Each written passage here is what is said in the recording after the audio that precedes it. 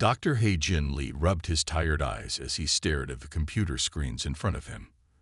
The clock on the wall showed 3:30 a.m., but he couldn't leave. Not now. The SETI facility in South Korea had been his second home for the past 15 years. But tonight was different. Tonight, something had changed.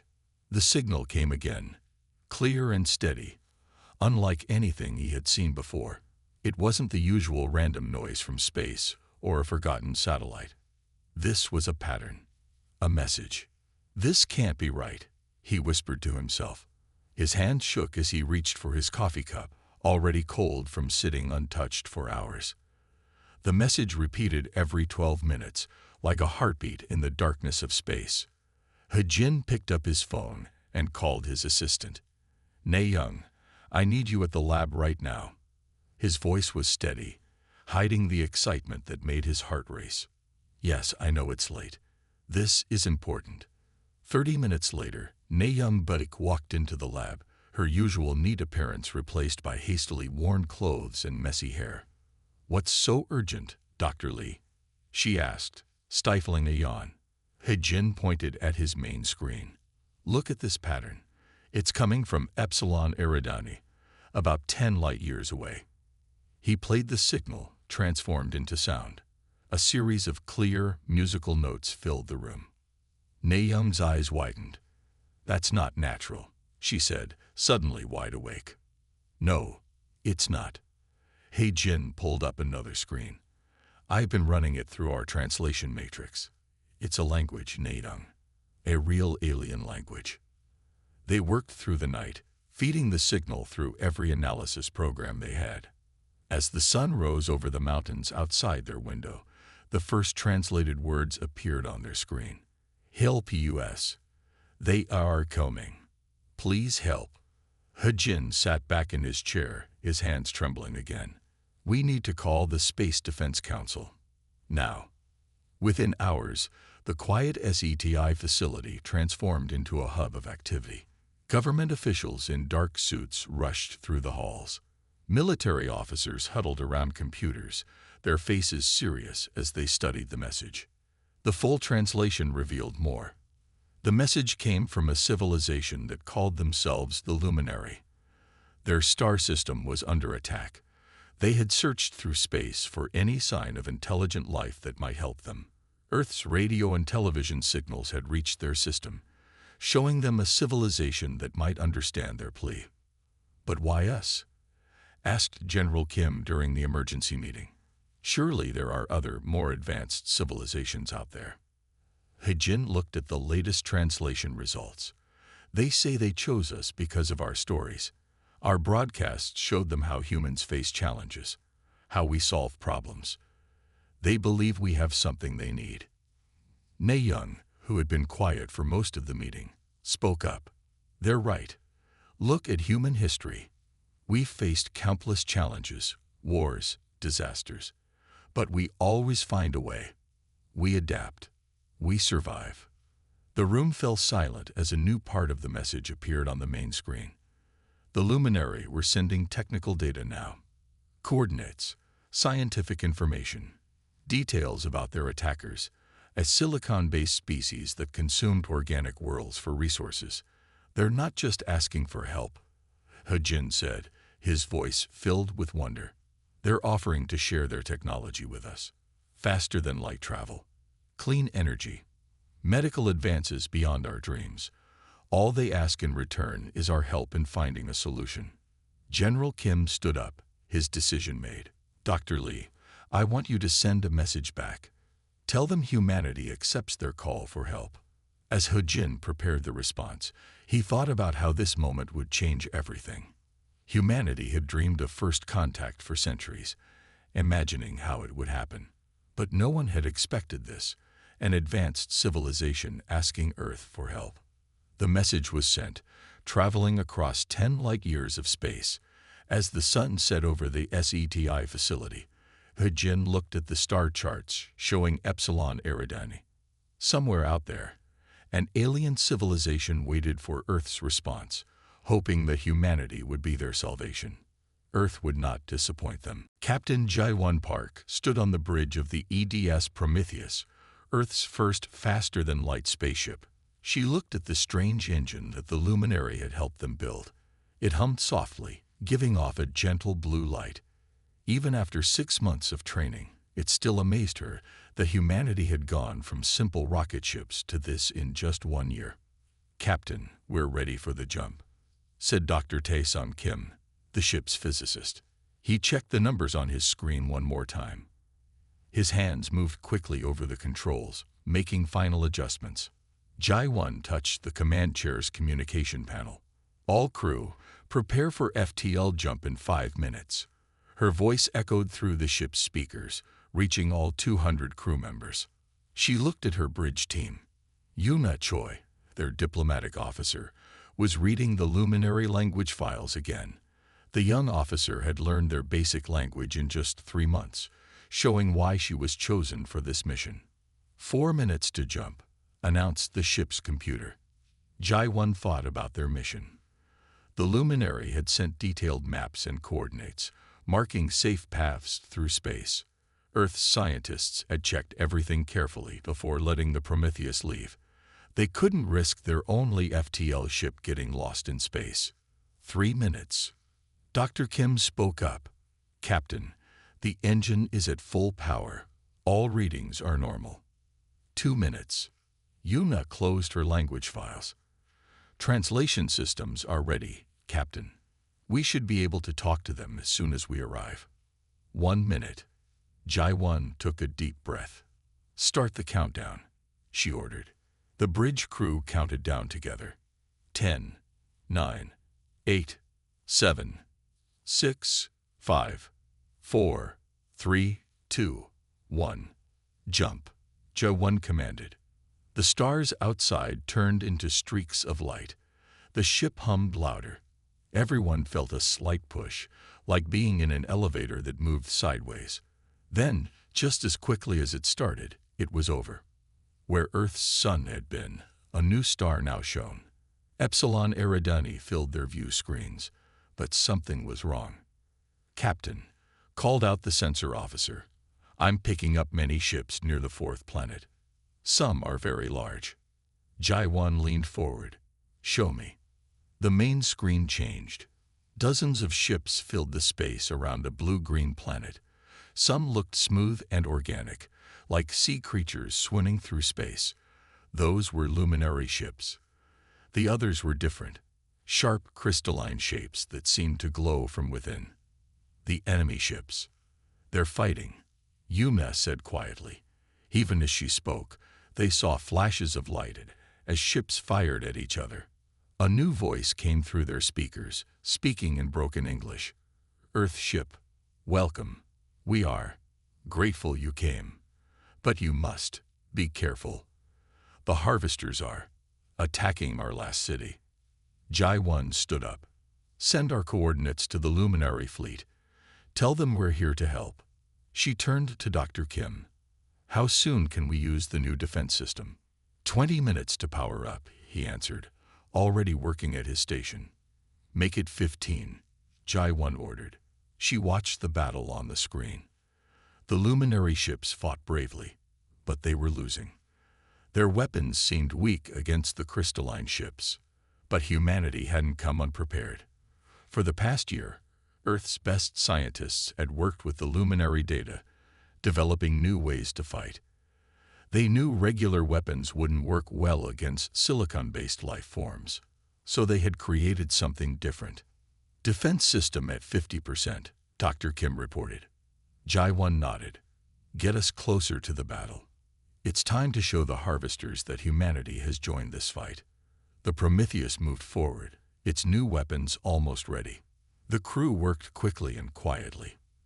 They had trained for this moment.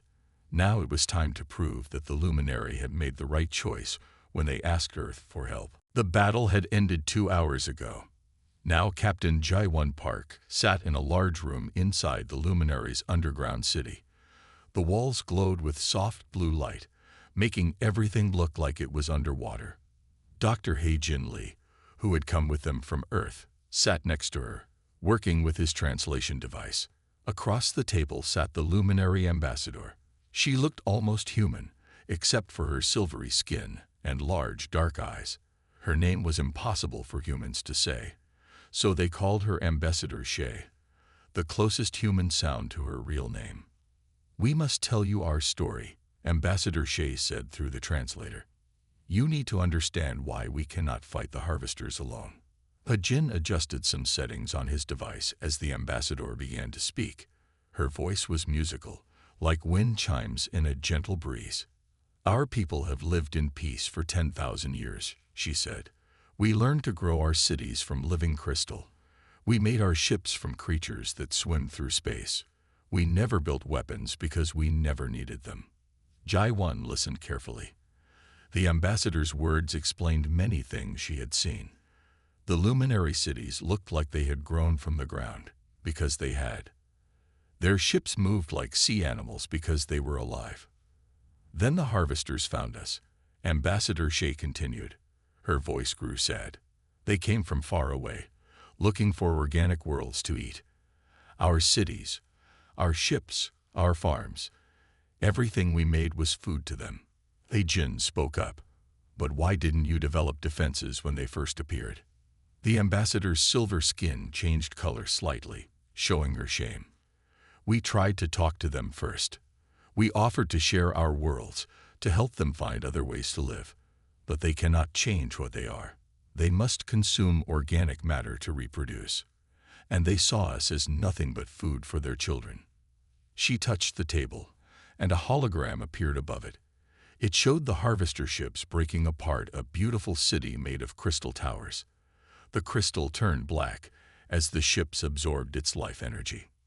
"We lost 3 worlds before we found Earth's signals," she said.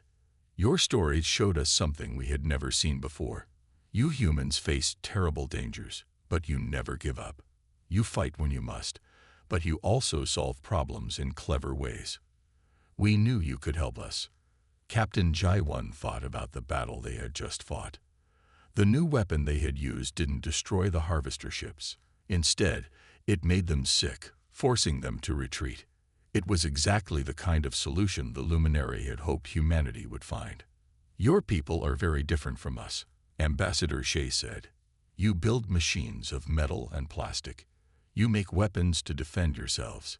You argue and fight among yourselves. But you also create beautiful things. You solve problems in ways we never imagined. You are exactly what we needed." She stood up and walked to a window that looked out over their underground city. Thousands of luminary lived here, in buildings that seemed to grow from glowing crystals. It was their last safe place. "Will you help us save our other worlds?" she asked. "Will you teach us how to defend ourselves without losing who we are?" Jai-1 looked at Jin, then back at the ambassador. "That's why we came," she said. "Humanity is ready to help. But first, we need to learn everything about the harvesters. The more we know about them, the better we can help you fight them." The ambassador's skin brightened with hope. "Then let me show you what we know," she said, touching the table again. New holograms appeared, showing everything the Luminary had learned about their enemy. It was time for humans and Luminary to work together. Captain Jai-1 Park watched the hologram presentation in the Luminary war room. The images showed empty worlds where cities once stood, their living crystal structures consumed by the harvesters. Each lost planet made the Luminary leaders sink deeper into sadness. "We expected you would bring powerful weapons," Ambassador Shay said. "But you have barely fired a shot. What is humanity's plan?" Dr. Taesum Kim stepped forward. He had spent the last 3 days studying the harvester attack patterns. "We don't need bigger weapons," he said. "We need to change how the harvesters see your worlds." The luminary leaders looked confused.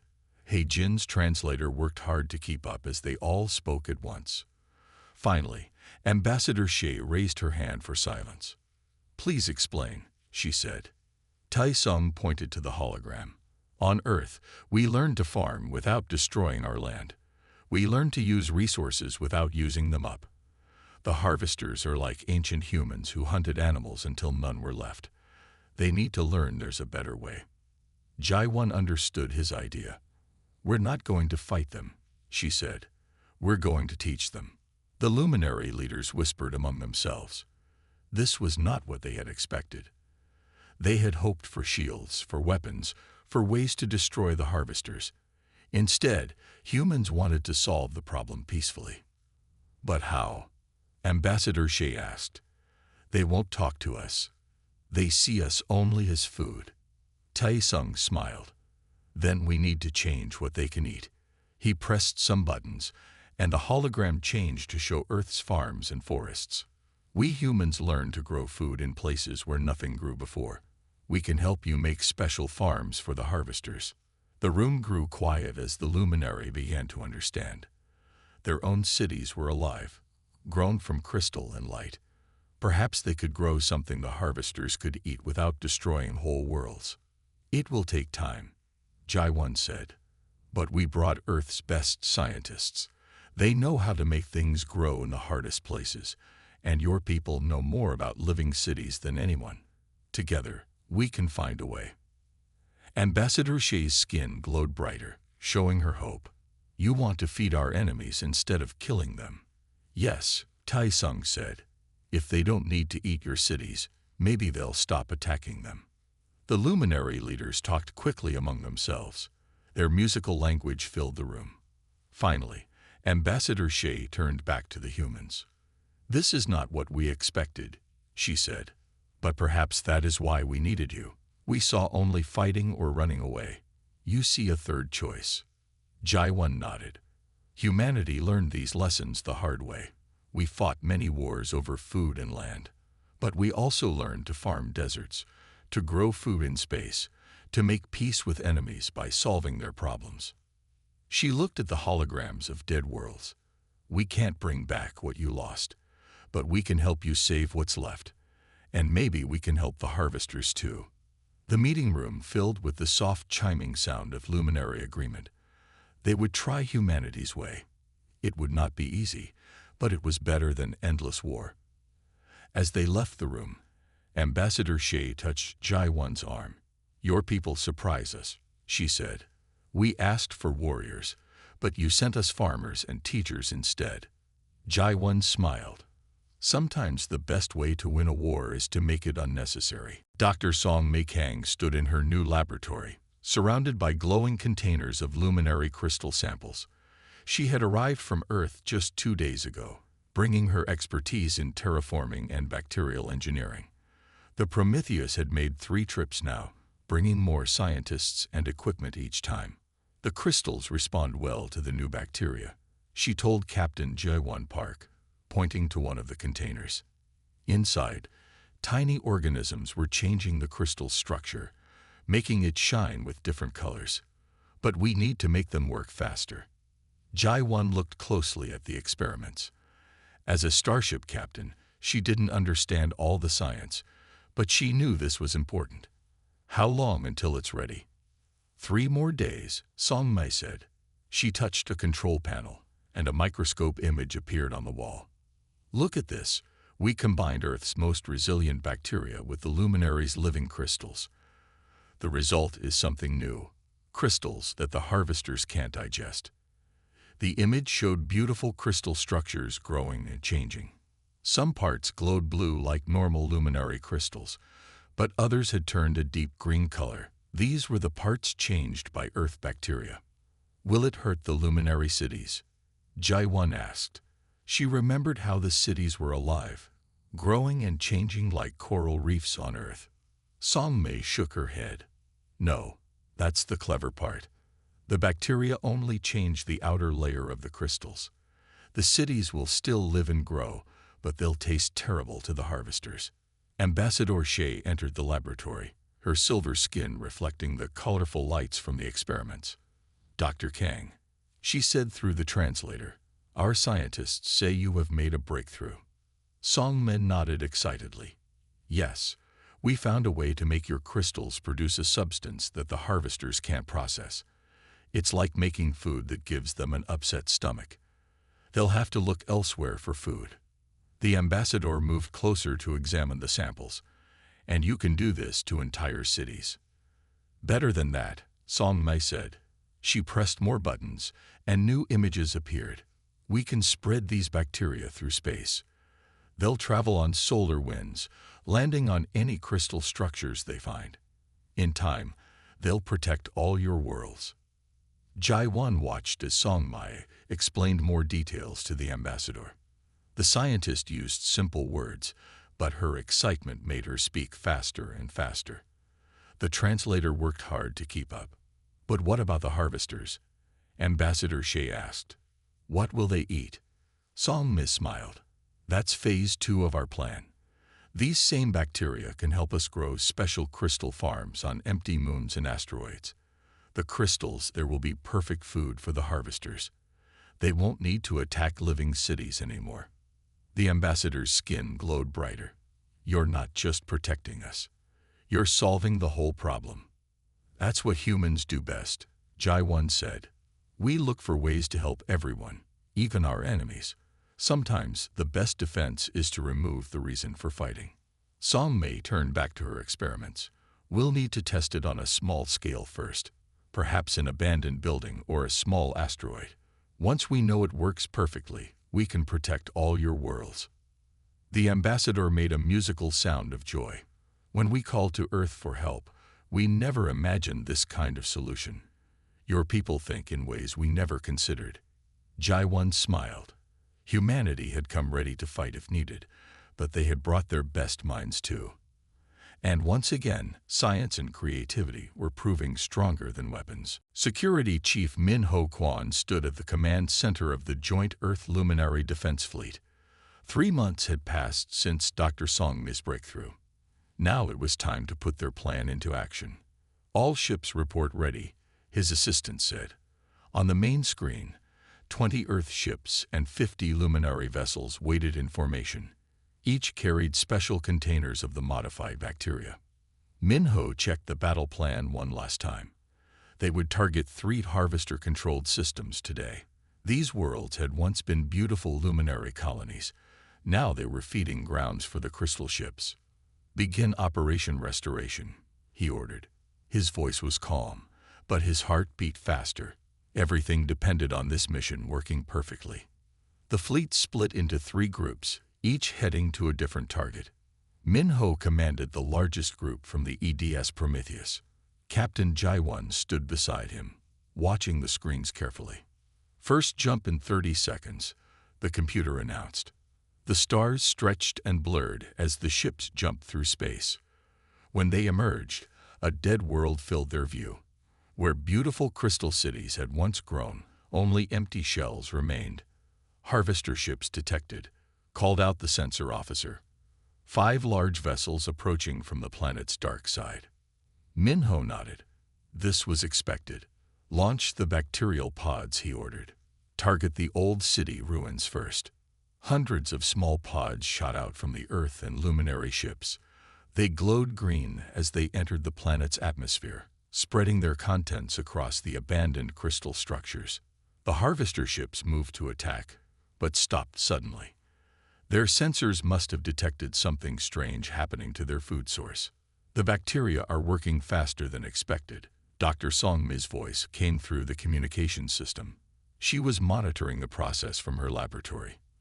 The crystals are changing already.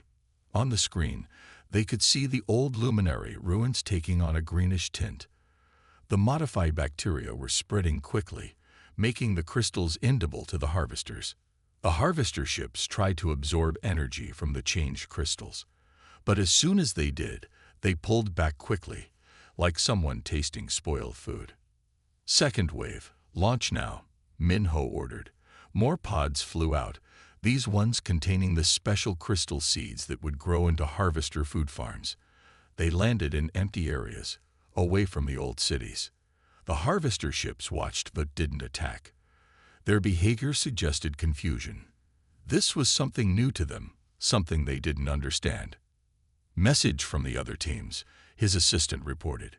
Similar results at both targets. The harvesters are retreating from all 3 systems. A cheer went up from the crew. But Min Ho kept his focus. Begin phase 2, he said. Release the space-borne bacteria. Let's make sure they can't feed on any more luminary worlds. Specially designed containers opened, releasing clouds of bacteria into space. Solar winds would carry them to other systems, spreading protection across the galaxy. Captain J1 smiled. The luminary wanted weapons, she said quietly. Instead, we gave them gardeners and doctors, and it worked better than any weapon could have. Minho watched as the harvester ships moved further away. They hadn't fired a single shot today. Instead of fighting, they had changed the rules of the game. Now the harvesters would have to learn to farm, just as ancient humans had done thousands of years ago. Send word to Earth, he ordered. Operation Restoration is a success. We're ready to begin protecting all luminary worlds. Dr. Heijin Lee stared at his translation screen in disbelief. After months of studying the harvester's crystal patterns, his team had finally broken their language code. What he read changed everything. Captain J1. He called through the ship's communication system. You need to see this immediately. 10 minutes later, Captain J1 Park and Ambassador Shea gathered in his laboratory aboard the Prometheus. The walls were covered with displays showing crystal patterns and translation data. The harvesters are sending us a message, Heijin explained. They'd been trying to communicate ever since we changed their food source, but we couldn't understand until now. He pressed a button, and the translation appeared on the main screen. The message was simple but powerful. We had no choice. Our galaxy was dying. We only wanted to survive. Ambassador Shea's silver skin darkened with emotion. They were running away from something. Heijin nodded. According to their messages, they came from a galaxy where all the stars were dying. They traveled for thousands of years, looking for a new home. When they found your worlds, they were desperate. Their children were starving. Captain J1 read through the translated messages. They're not invaders, she said quietly. They're refugees. More translations appeared on the screen. The harvesters explained how their original home galaxy had grown cold and dark. Their species had evolved to eat energy-rich crystals, but their food sources were disappearing. They had searched countless galaxies before finding the luminary worlds. They say our new crystal farms are better than anything they had in their home galaxy. Heijin continued. The crystals we're growing for them are more nutritious than what they took from your cities. Ambassador Shea moved closer to the screen. All this time, we thought they were monsters, but they were just trying to feed their children. That's why they never completely destroyed your worlds. Jai-1 realized. They were trying to keep the crystal cities alive, so they could harvest them again and again. They didn't know any other way. Heijin brought up a new message from the harvesters. They're asking for a meeting. They want to learn how to grow their own crystal farms. And, he paused, double-checking the translation. They want to help rebuild the luminary cities they damage. The laboratory fell silent. This was more than just solving a conflict. This was a chance to help two species learn to live together. We should tell them about Earth's history, Jai-1 suggested. About how humans fought over resources until we learned to grow food and share land. About how former enemies became trading partners. Ambassador Shea's skin began to glow with hope. Perhaps we can teach them about our living cities, and they can teach us about surviving in deep space. There is much we could learn from each other. Heijin started preparing for the meeting. Earth would host the talks, bringing together three very different species. Humans would help translate not just words, but ideas and cultures. This is why the universe needed humanity, Ambassador Shea said. You understand both sides because you have been both sides. You have been conquerors and peacemakers, warriors and farmers. Captain J1 smiled. Sometimes the greatest victories come not from winning battles, but from helping others find a better way to live. 1 year had passed since the first distress signal reached Earth. Now, Captain J1 Park stood in the great meeting hall of the newly built Trilateral Space Coalition headquarters on Earth. The building combined the best of all three species: luminary living crystal walls, harvester energy systems, and human architecture. Representatives from all three species filled the hall. Ambassador Shea stood with her fellow luminary, their silver skin glowing with different colors to show their emotions. The harvester delegates floated in special crystal chambers that gave them the energy they needed. Human diplomats and scientists sat among them both. The first joint colony is ready, Dr. Song Mei-Kang announced from the speaker's platform. Behind her, screens showed images of a new world they had built together. The crystal farms are producing twice as much food as we expected. The harvesters will never go hungry again. Jai-Wan watched as the harvester representative moved forward. Through Dr. He-Jin's improved translation system, everyone could understand their crystal chime language. Our children will never know the fear of starvation, the harvester said. We offer our deepest thanks to humanity for teaching us to grow instead of take, and to the luminary for forgiving our desperate actions. Ambassador Shea spoke next. Our cities are growing again. The harvesters have helped us understand crystal structures in ways we never imagined. With their knowledge and human innovation, we are building cities that reach into space itself. Dr. Tae-Sum Kim stepped forward with more reports. The screens changed to show maps of space, with bright points marking new colonies and trading routes between the three species. Together, we are stronger than we ever were alone, he said. Luminary biotechnology, harvester space knowledge, and human problem-solving have opened up new possibilities for all of us. Jai-Wan thought about how far they had come.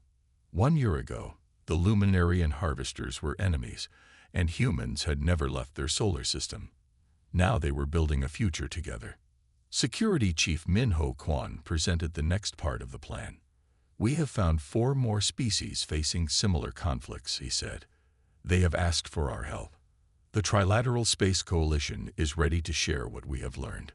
The hall filled with sounds of agreement, human voices, luminary chimes, and harvester crystal songs all mixing together. They would help others avoid the mistakes and pain they had experienced. Ambassador Shea turned to Jai-Wan. When we sent that first message to Earth, we hoped for warriors to fight our battles. Instead, we found teachers who showed us a better way to live. That is humanity's greatest strength, Jai-Wan replied. We learn from our mistakes, and we help others learn too. We know that peace is harder than war, but it lasts longer. As the meeting ended, Jai-Wan walked to the observation deck. The sun was setting, painting the sky in beautiful colors. In orbit above Earth, ships from all three species moved peacefully together. Some carried traders, other scientists, all working to build something new. She touched the captain's log recorder on her uniform. Final entry, she said. When humanity answered a cry for help from the stars, we did more than save one species. We helped 3 different peoples learn to live together. And in doing so, we found our true place in the galaxy, not as warriors or conquerors, but as teachers, problem solvers, and bridge builders between different worlds. The sun disappeared below the horizon, but the sky still glowed with hope for tomorrow.